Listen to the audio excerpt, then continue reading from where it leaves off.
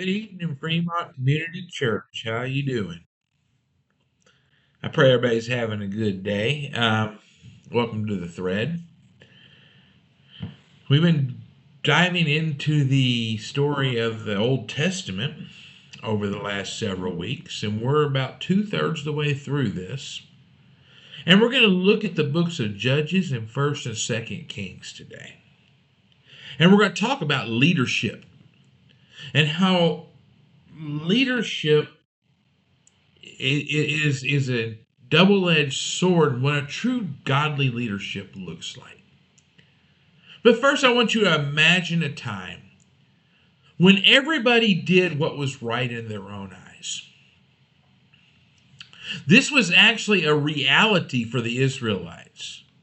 Because before they transitioned from the judges to the monarchy to kings, the scripture says that every person did what was right in their own eyes. But this is where people cried out for a king finally. They desired to be like all the nations around him. They were tired of the judges. They were tired of people who were divinely appointed to oversee them. Because it often seemed inadequate to what they felt they needed. Listen to what 1 Samuel 8, 5 through 7 says. But they said to him, "You are old, and your sons do not follow your ways. So now appoint a king to lead us, such as all the other nations have." But when they said, "Give us a king to lead us," this displeased Samuel. So he prayed to the Lord, and the Lord told him, "Listen to all the people are saying to you.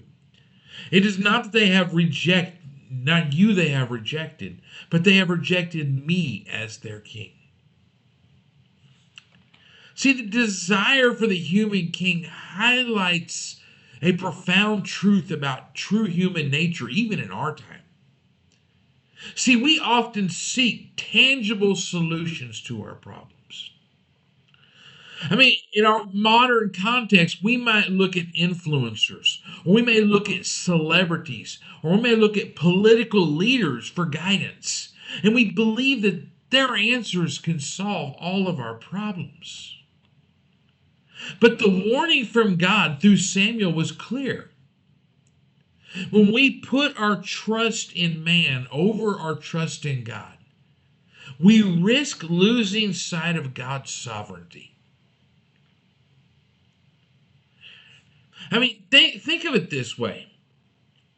Relying solely on human leaders is kind of like using one of those outdated maps. The ones that you folded right, and once you unfold them, they never folded right again. Instead of GPS on our phones. See, the map shows where we've been, but it lacks real-time updates. Unlike the GPS, which gives you live traffic updates, it suggests alternate routes. It helps you reach your destination more efficiently. See, in our lives, God is kind of like a GPS. He guides us through the complexities of life. And if we choose to lean on our wisdom alone, we often miss out on the divine direction that he has for us. And if you look at the kings that come after, you're going to kind of see this. Let's start with Saul. Saul is a cautionary tale. See, Saul's rise and fall talk about the consequences of disobedience. Initially, he was chosen for his stature. He was chosen for how charismatic he was. But his reign was marred. It was marred by pride. It was marred by fear. It was marred by his refusal to follow God's commands, which led to God rejecting him as king. If you read 1 Samuel 15, 10, and 11, it says this. Then the word of the Lord came to Samuel. "I am grieved that I have made Saul king, because he has turned away from me and has not carried out my instruction." Saul's story reminds us that leadership, my friends, is not about the power. It's about serving with humility. Whether that's in our own families and homes, whether that's in our workplaces, whether that's in our communities.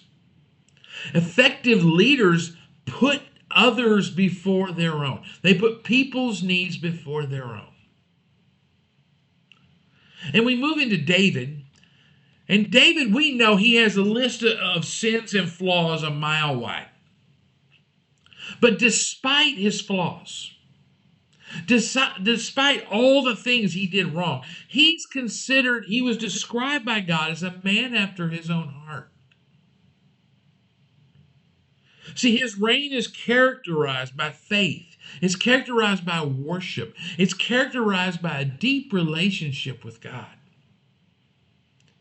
But his sins, most notably his affair with Bathsheba and the things that resulted from that relationship, illustrate how even the greatest leaders are still human and they're still susceptible to failure. And God is disappointed. If you listen to 2 Samuel 11:27, it says, but the thing that David had done displeased the Lord. See, David's story emphasizes the need for accountability in leadership. In our lives, we need to surround ourselves with trusted friends. People who are not afraid to speak truth into our lives and not just tell us what we want to hear, because that is crucial to staying on the right path. Next, we talk about Solomon. Now, Solomon is considered the wisest king. He's known for his wisdom, and he started out his reign seeking God. But he allowed his heart to be led astray. To be led astray by foreign influences. To be led astray by idolatry. It says here in 1 Kings 11:4, as Solomon grew old, his wives turned his hearts after other gods. And his heart was not fully devoted to the Lord his God. I'm here to tell you that wisdom without God is futile. It just doesn't work. Because Solomon's story warns us that if it's not rooted in God, it can lead to disaster. My friends, you and I, we have to prioritize our relationship with God over everything else. We have to make sure that our decisions align with his will. And despite the failures of these kings, this is what's so great about Scripture. Despite the failures of these kings, these great kings, God's promise of a messianic king remains.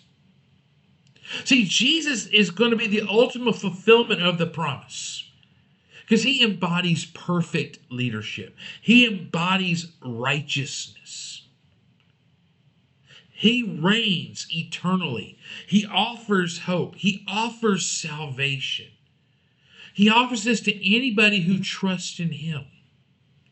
The scripture in Isaiah 9:6-7 says this, For to us a child is born, to us a son is given, and the government will be on his shoulders, and he will be called Wonderful Counselor, Mighty God, Everlasting Father, and Prince of Peace. As we reflect on the rise and fall of these kings and this united Israel that they had, the lessons, even the mistakes they made, are great lessons we can apply to our lives. See, we are called to be leaders, both you and I, as parents, as friends, as members of our community. We are called to lead. But we're called to lead by seeking godly leadership.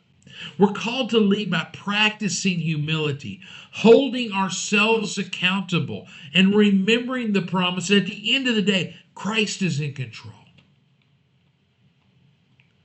See, if we do this, we can navigate our lives with purpose. We can navigate our lives with integrity. So as we break it up today, let us strive to be leaders who honor God, understanding our influence can leave a lasting legacy for generations and generations to come.